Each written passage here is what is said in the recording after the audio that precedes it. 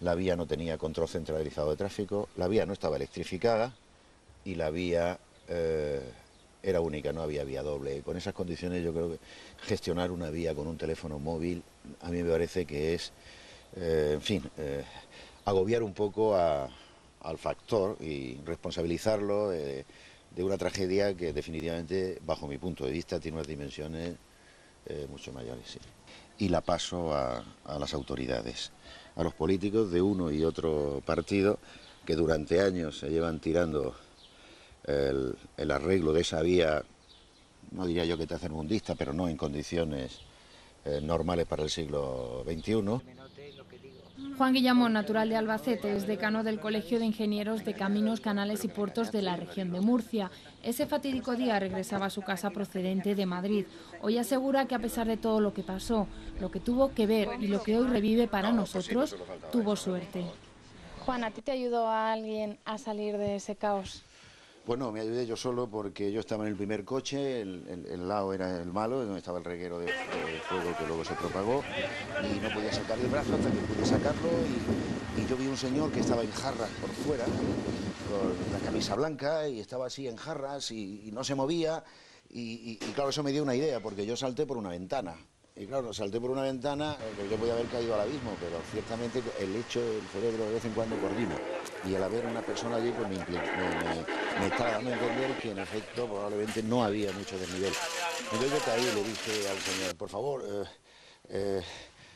sáqueme de aquí. Y entonces me fue a coger por detrás y decía que pesaba mucho. Yo digo, pues arrástreme. Y entonces me cogió de las piernas y me arrastró. Y luego yo perdí un poco el conocimiento hasta que oí las ambulancias y me o sea que, en fin, son circunstancias. Yo iba en un coche muy malo, ¿no? Porque era el primer coche y allí pues no sé quién pudo saltar. Creo que Andrés Montalbán, el juez, no sé. Efectivamente, muy poca gente pudo salir con vida de ese vagón preferente que se convirtió en una trampa mortal. Se quedó literalmente aplastado por uno de los vagones de mercancías y convertido en una gran bola de fuego. Juan saltó, pero quedó y quedará marcado de por vida.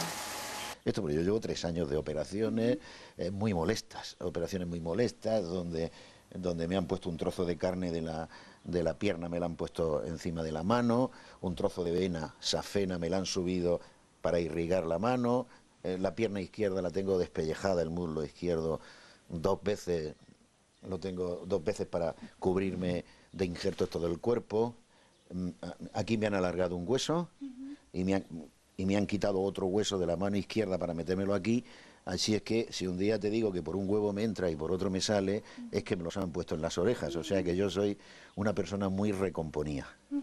Lo que podemos asegurar es que es una persona inmensamente vital. El amor de su familia, de su mujer Mariló, catedrática de la Universidad de Enfermería, que abandonó todo para convertirse en su sombra y en la mejor cuidadora, sus 6 hijos, sus nietas, su perra Cora y su piña, como él asegura, le ayudaron a reestructurar su vida después de ese trágico suceso.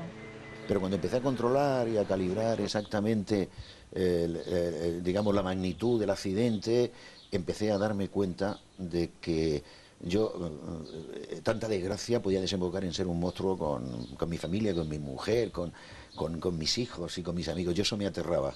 Yo tenía la idea de no querer ser un monstruo. Hombre, yo he tenido manos toda mi vida y ahora ya no las tengo, ¿no? Yo pensaba, en ese momento digo, anda, si yo no me he podido despedir de mi mujer, ni de mis hijos, ni de mis amigos, ¿qué disgusto les voy a dar, no? Entonces, aprovechar ahí, y yo creo que hay una opción de seguir viviendo porque la vida ofrece muchísimas posibilidades. ¿Tú has vuelto a coger un tren, Juan? ¿Has Sí, vuelto sí. a montar en ese transporte? Claro, pero si es mi método, es mi modo de transporte predilecto. Se inauguró el Altaria al cabo de los 4 o 5 meses del accidente, que el Altaria era también una especie de trampa, porque era el Talgo disfrazado con unas chicas muy monas de azafatas y luego pintado por fuera. Y yo monté ese día. Y hace 2 semanas fui a Madrid también en tren, porque me parece que es muy placentero poder estar leyendo en el coche, el viaje se hace corto. Tengo el problema de mi mujer se fue en coche, yo me fui en el tren y ella se fue en coche. Tengo que darte es mi sincera enhorabuena por tu coraje. No sé si te lo han dicho muchas veces. Bueno, sí, alguien le llama coraje, yo le llamo suerte. 19 no pude escapar. Y por tanto eso me traslada directamente a una idea recurrente que tengo, es la compasión que siento por los familiares de los 19 que no salieron, al ver cómo ha reaccionado mi familia, mi entorno, con respecto a mí, lo que me han ayudado, etcétera, pues claro, yo pienso que las personas que han perdido a sus familiares son las más damnificadas y por tanto yo siempre, todos los días tengo un recuerdo por los familiares.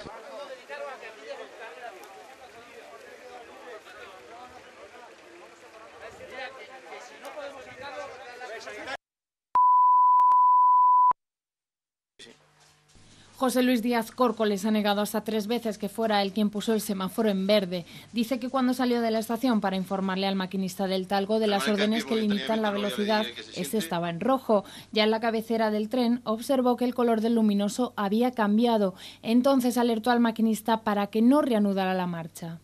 Y seguidamente le dije: voy a cambiarte el semáforo porque está subiendo un tren mercancías. No sé, le dije el 83407. Y entonces él asintió con la cabeza como que había comprendido lo que yo le decía. Y en esa convicción, pues yo me volví para atrás. En ese momento, observó cómo el maquinista, desoyendo sus órdenes, arrancaba el tren. Hizo señales con la mano por si lo observaban por el espejo retrovisor y como estaba en el otro lado de su puesto de mando, tuvo que esperar a que pasara todo el tren para cruzar la vía y dar aviso. En ese momento, porque el tren parte de velocidad cero, está parado, no pensó meterse en el tren. Pero tenga en cuenta que el tren, cuando echa a andar, si la primera puerta ya no la has cogido, cuando quieres coger la segunda, la velocidad que lleva el tren, como usted pudo comprobar perfectamente el día de la reconstrucción, es muy complicado meterse porque coge bastante velocidad. José Luis intuyó casi con certeza el final de esa salida. Además, ha hecho un llamamiento para que testifique una viajera que dice que esa noche, concretamente a las 10:10, logró llegar hasta su garita de control. Yo vi una persona andando por la vía y llevaba un poco de sangre en la cabeza. Y evidentemente parecía una viajera del tren. Le pregunté que qué había pasado. Y la mujer directamente, pues llorando, me dijo que no había quedado nadie. Digamos que es la primera constatación de una persona que había estado allí en la colisión. Dice encontrarse sumido desde esa fatídica noche del año 2003 en una profunda depresión, y es que los hechos de tal magnitud, afirman, le han sobrepasado. No es el único que todavía tiene grabado el recuerdo de ese día. Mario, tú esa noche estabas aquí en tu puesto de trabajo recibiendo llamadas de emergencias, ¿no? ¿Qué pasó? Entraron como 1000 llamadas, muchísimas llamadas. ¿De particulares también que llamaban? Particulares, ¿no? La Guardia Civil, incluso personas del tren. Yo recuerdo el silencio que había en el camión conforme iban dando los datos, y en ese silencio se traduce a que cada uno de nosotros te vas haciendo un poco la película en la cabeza de lo que te puedes encontrar y de lo que luego nos íbamos a encontrar. En ese instante también no me hace falta preguntar a mis compañeros, simplemente por mi propia experiencia, y te puedo decir que había miedo, había inquietud, había nerviosismo. Sin embargo, el cuerpo de bomberos ni mucho menos se dejó aminorar por el temor de que los 28 contenedores de mercancías llevaran todavía la carga que habían transportado en el viaje inicial, ácido sulfúrico e hidróxido sódico. Casi 3 días fueron necesarios para dar por concluida la operación.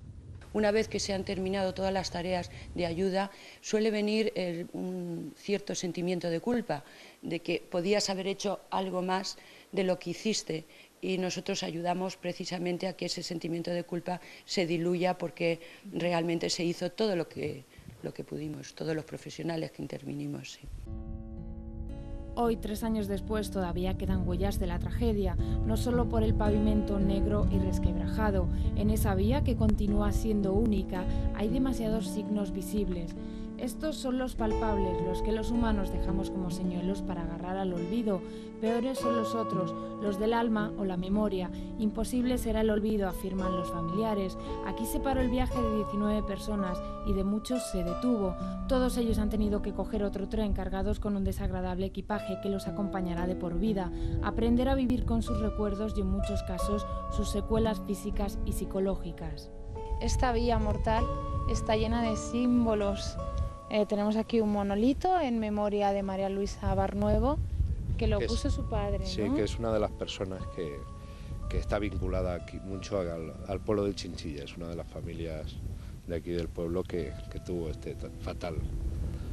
Cogió el tren en Albacete, mira por dónde, y al lado de aquí de su finca, donde tantos ratos habrá pasado, pues llegó. Desde aquí se ve la finca donde ellos residen, es decir, que casualidades de la vida. Pedro, propietario de un bar de carretera en Chinchilla, acudió al lugar de los hechos poco después del siniestro. Me acuerdo de una chica que era de Murcia y que venía de probarse un vestido de novia de Madrid. Y bueno, pues, comentando con ellos, hablando aquí, ya en el trayecto hacia el hospital, pues cada uno contaba su anécdota. En total fueron 64 los heridos. Iban llegando al hospital, algunos conscientes, otros desconcertados o en estado de shock. Más tarde eran los familiares de las víctimas y de los heridos los que llegaban a otra estación, esta vez a la de Albacete. Allí fue fundamental la ayuda del Colegio Oficial de Psicólogos de Castilla-La Mancha. Pusimos en marcha una operación para que los psicólogos pudieran ir acudiendo y fuéramos organizando. Nadie sabía qué hacer, incluso los psicólogos participamos no solamente en atender las reacciones emocionales que se producían en este momento de confusión, sino también en ayudar a identificar y a buscar recursos personales y recursos de la propia comunidad.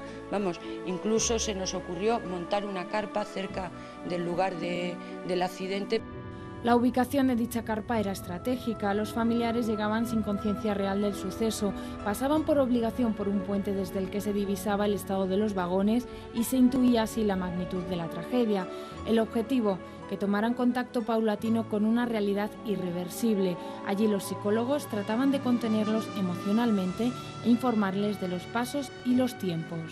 Es más difícil, pues imagino, superar una pérdida cuando se dan estas circunstancias tan desagradables. Parece que cuando hay una enfermedad previa se va empezando a elaborar el duelo antes de la muerte, pero cuando es de esta manera tan inesperada, pues es una huella mucho más profunda, y eso ha producido, por ejemplo, en uno de los padres, afectados, un gran trastorno mental. Sin duda, la comunidad más afectada fue la región de Murcia. De aquí eran la mayoría de las víctimas y de los heridos. Víctor Villegas fue durante mucho tiempo representante de artistas tan consagrados como Julio Iglesias, Víctor Manuel o Ana Belén. La ciudad de Murcia, su ciudad natal, le recuerda hoy con este auditorio y centro de congresos. Desde ese día pasó a llamarse Auditorio y Centro de Congresos Víctor Villegas.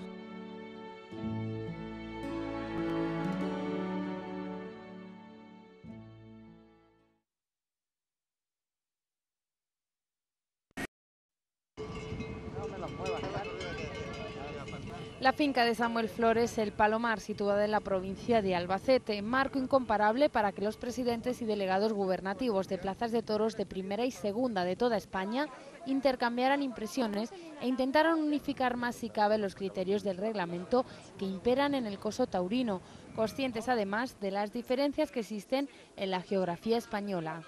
El público a lo mejor sacará más pañuelos, puede ser en Tarragona, que es más turística que en otras plazas, ¿o qué piensan ustedes?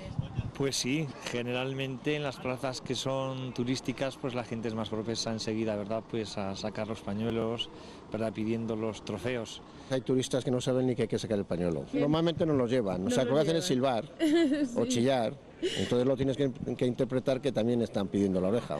Y es que una de las dificultades a las que se enfrentan, entre otras muchas, es saber interpretar lo que pide el respetable. Cuando estás arriba en la presidencia es la soledad del presidente, el árbitro que tiene que decidir en instantes el pitar o no pitar penalti, y tú a valorar, o sea, la cantidad de pañuelos que puede haber en la plaza, y también los valorar pues contados a tu criterio, o sea, la faena que ha hecho el torero que está toreando en el ruedo. Por lo tanto, es la soledad del presidente. La soledad del presidente, no sé si comparten ustedes esa opinión. A veces se han sentido solos y poco entendidos, ¿no? No, poco entendidos seguro, porque la disparidad de criterios que hay en una plaza como la de Barcelona, les hay desde gente que entiende mucho, a otros que son meros aficionados, y luego el turista. Entonces, bueno, pues no puedes contentar a todos a la vez. La primera corrida que presidí en Calahorra, pues que se rompió un cuerno del toro, nada más salir, y tuve una bronca, pues la mayor que he tenido, así que la primera impresión no fue muy buena. Se asustó.